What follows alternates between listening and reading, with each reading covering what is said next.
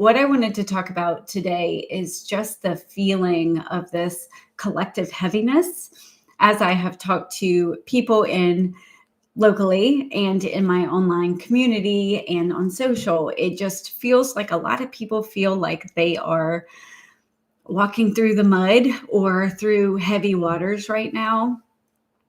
And when I tap into that, what I'm shown is something that has come up several times when I am doing personal sessions for somebody who carries a lot of extra.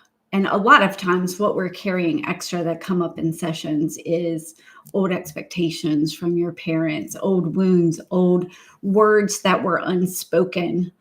And when we don't release these, when we don't process our emotions, we end up kind of adding them. And what has been shown to me before is somebody, and they're walking with a book bag, and they are light and they feel good and they could walk all day.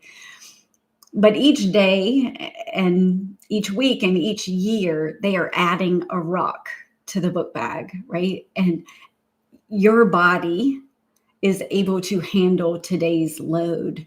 But when you are 45 years old and you have kept these words unspoken, you have kept these wounds untended, you have a book bag that will weigh your body down. And that is what I'm being shown now for our collective experience as well. Is a lot of us, if you have found me on YouTube, you are likely sensitive and empathic. And what we have to realize is that as we travel through our day and our life, often we are picking up what is not ours. It might be the feeling of frustration that a friend experienced. It might be heaviness after reading just a headline on the news. It can be from all different places, but we carry them around. It's almost like the souvenirs of our day, and we're putting them in our book bag.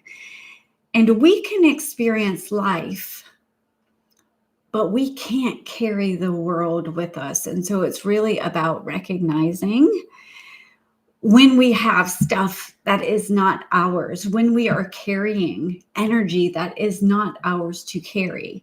And true mastery comes when you can witness a distorted world, when you can feel compassion for the hurt and not carry it with you, when you can see your friend suffering and hold them in your heart with compassion without carrying their load.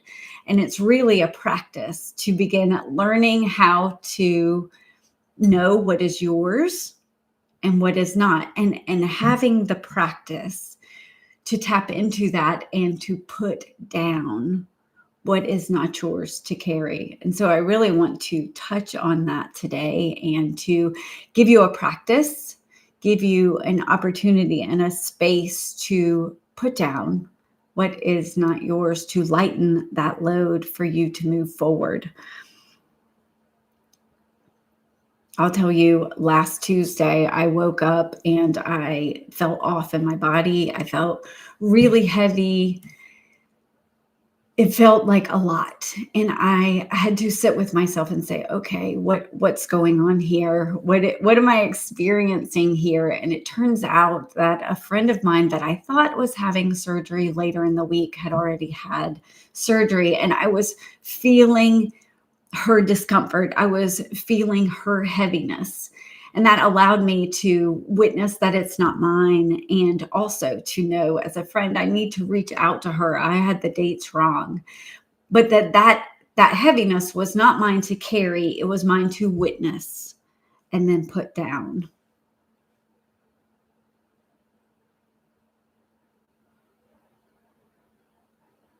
We have to remember as sensitives that feeling sensitivity is not a punishment. It is truly how our body provides us wisdom for what is going on. And so when we can learn to use our body as a tuning fork to understand what is being experienced in the collective, what is being experienced by my friends or my family or my clients, if that is your work, then you can use it for your wisdom, for your guidance, for you to understand how to move through when maybe you need to pull back and take a break, when you can press through with compassion, but always what to leave behind because it is not yours to carry. And so it's really important when we start witnessing our sensitivities to really use our intuitive abilities to discern what is ours that we need to look in deeper, and what is part of the collective experience or being experienced by friends and family. And really learn to listen to our bodies, listen to what is being asked of us to process or release or transmute for the collective, and what is being asked to just put down with love returned to source. Hello to those who have joined. So when we are picking these souvenirs up throughout our day, it can feel like not a lot. In fact, it's kind of how when you gain weight, if you gain a pound or two a year, there's not a big notice, right? And then after 5 years, you've put on 10 or 15 pounds. It's this gradual collection. And that's what we do with energy. We're like pickpockets. We're like, I'll take a little bit of stress from you and a little bit of the anxiety from you, and I'll take this from you. And we just kind of add it on. And because it's a gradual change, a lot of times we don't realize how much we've taken on until it feels like we are walking through this deep, thick mud or this high waters. And so we have to have a daily practice, a weekly practice, several times a day, to just shed what is not ours. It does not have to be a long process. It can be short, to tune into your body and to release what is not yours. So I do want to walk through that process today. It's something you can come back to all the time. Anytime I am working with somebody, or even if I end up, you know how you grab your phone and I'm just going to respond to comments on my reel, and then I end up scrolling for a minute, I can use this practice after that to call my energy back after social engagement, after being really in a synthetic space, you can have aligned content, but the overall feeling of that doesn't feel very aligned for me. And I have to call my energy back to me. And then I release anything that I picked up from scrolling, from the comments that get left in my feed, whatever it is.